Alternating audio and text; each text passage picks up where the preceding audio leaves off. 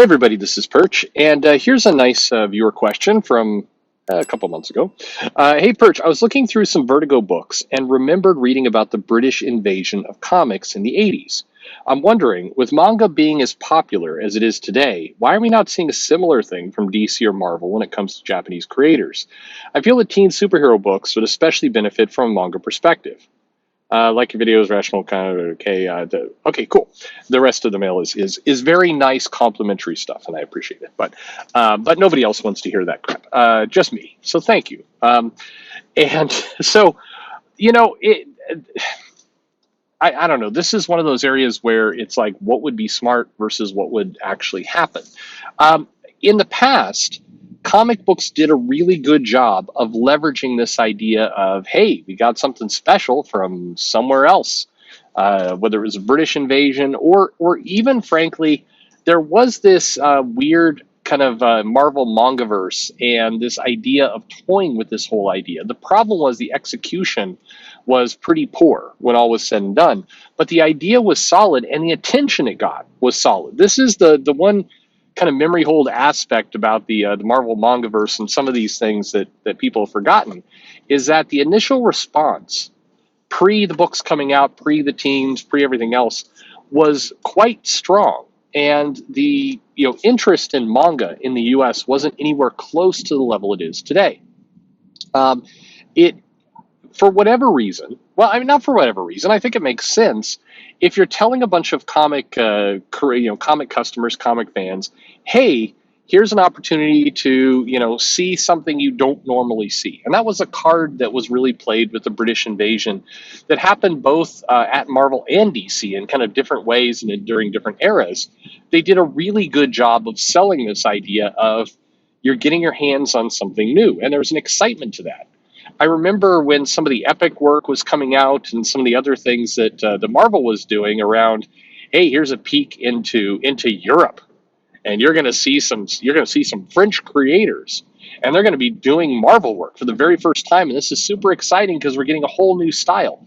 Interestingly enough, and they didn't use these words, but it was very much a we're going to diversify our content. We're actually going to give you some content in a different style by different creators, by people who are very popular elsewhere, and it's a very different world. It's a cool peek at something new. And in the 80s and in the 90s, people responded pretty favorably to that, including what went on with Vertigo, including kind of this.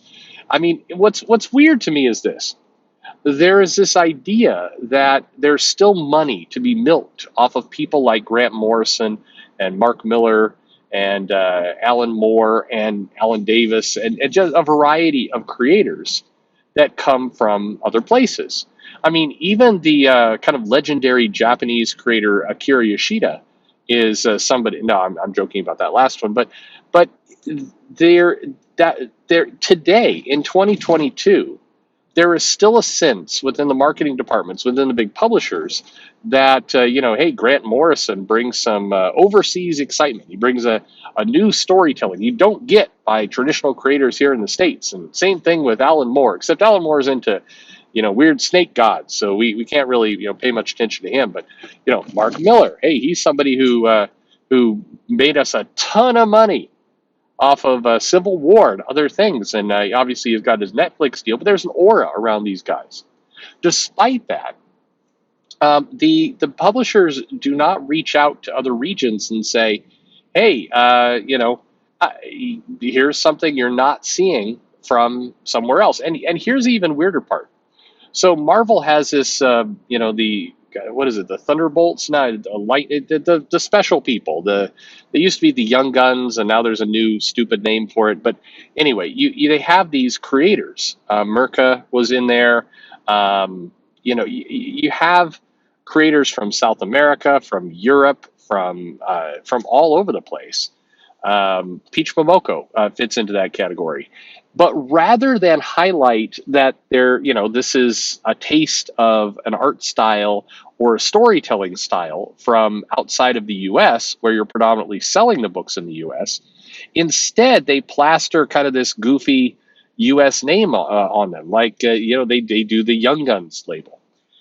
Why not go the other direction and lean into the fact that you're getting these creators from overseas, and you kind of do some marketing and some branding around that? That would be smart to do. And I think the door is wide open. It brings it back to kind of your initial question you asked about manga. Absolutely, there is an opportunity there. There's a decent amount of mangaka and both studios and creators that either live in the U.S. now, or there's actually a pretty decent community that started to form up in Vancouver, in Canada. And I mean, hell, you got Chip Zdarsky up there in Vancouver. You can go a couple, to another neighborhood and grab some manga artists there. But you've got people, and when manga artists come to the US or even in Canada, other places, it's not impossible. But I've heard from enough artists that it does get more difficult for them to sell back into Japan. Once you exit the country, if you got a name, you can still pull it off. But there's some barriers, and yet the art style is very solid. The work, there's nothing wrong with the work. So why shouldn't U.S. publishers go and tap that market and say, hey, it's the manga invasion, it's this, and do it right? The problem with Marvel's Mangaverse is they made it kind of a cheesy joke. They did it as I did that one review over the Phoenix book that came out that was just ludicrous. But in many cases, they do it as a parody of manga, and the idea is don't do it as a parody. Do a little bit what's happening with Demon Days that Peach Momoko is doing, but a lot more of it. Make the imprint. Do your black label for the global market. Why shouldn't there be a brand, a black label, if you will, for DC and for Marvel, and whatever they want to name it, that basically is all about international creative teams? Why are you taking, instead, what Marvel at least is doing, and DC has started to replicate, is it's like, hey, every few months we're going to do these anthologies with, just indigenous creators, or just, Hispanic Latino creators, or just black creators, or just LGBTQ creators. And I don't think anybody wins in that scenario. They're doing these anthologies with these little, really throwaway stories. They don't have any meaningful impact. And it rather than kind of highlight, hey, here's somebody from France, and France has its own way of telling stories and doing artistic storytelling, and you're going to get a peek at that. Instead, they sandwich all this together, almost, I mean, in many ways, dismissing the culture into a thrown together anthology. And it's like, here you go, buy Voices. It's $10, and it's got some stuff. That was at the Hispanic voices that they did. I've got a decent amount of friends who are Hispanic. I mean, close friends, and they were horrified by that book. Which every other story, they're doing a page on how to make tortillas, and it's like, oh my god! I mean, like, if you could read it and have the impression that it was a racist take on what that nationality is interested in. It didn't come across as a celebration. It came across as a, what a bunch of very rich white dudes in, in New York would produce if they thought they were producing a book of that style. That's how it comes across. I'd love to get more input from actual readers on those books, because every time they come out, I cringe, because they always feel like they're the exact opposite of what they're trying to do. But the premise itself is not bad. Take away the stereotyping, take away some of that aspect, and just actually, in fairness, I talk about things going wrong. The Peach Momoko Demon Days is a solid effort.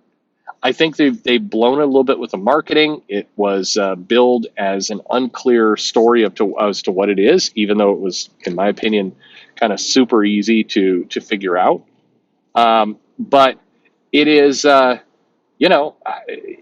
think I think the book itself, the quality of the work, what it tells, it definitely has a Japanese folklore piece to it. It's leaning on some Marvel characters, but not too much. I think it's a solid effort. I think it does a good job. I think Marvel has some gold there in their hands that they don't really know what to do with, and they're not taking advantage of something they did right. But in general, if I was these companies right now, especially with Warner Media and Disney trying to push more globalization, this is an opportunity to kind of win in two directions. This is an opportunity to kind of really highlight the fact that people seem to be interested in products from other regions and seem to be really interested in creative visions that come from other people, and they're willing to put some money into it.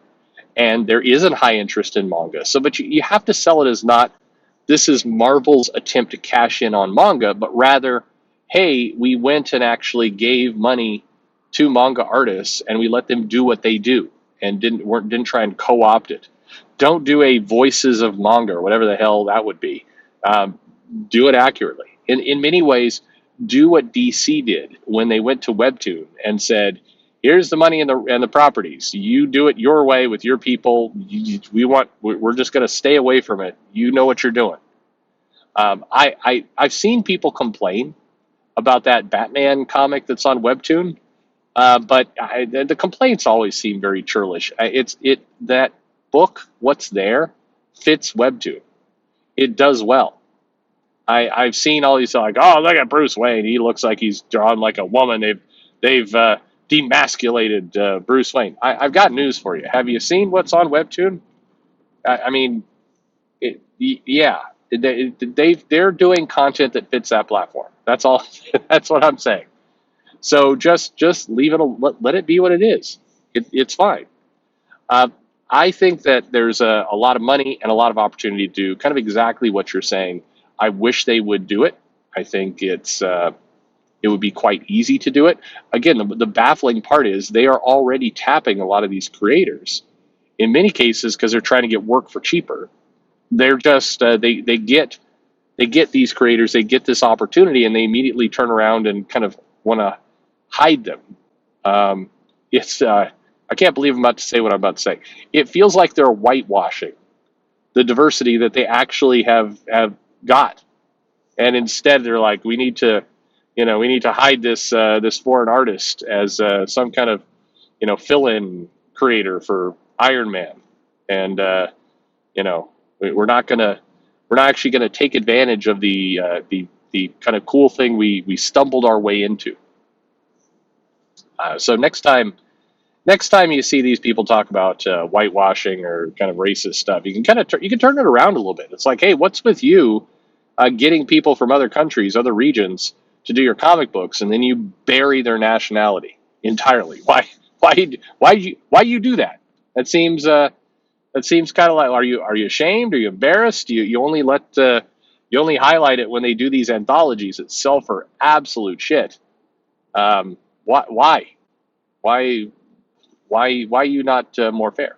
Anyway, thank you very much for the question. I think it's a good one, and it's a good topic, and I wish they would get on it. But if you have a question, mail it on in, and I will get to it in somewhere between 1 week and 18 months. And thanks for listening.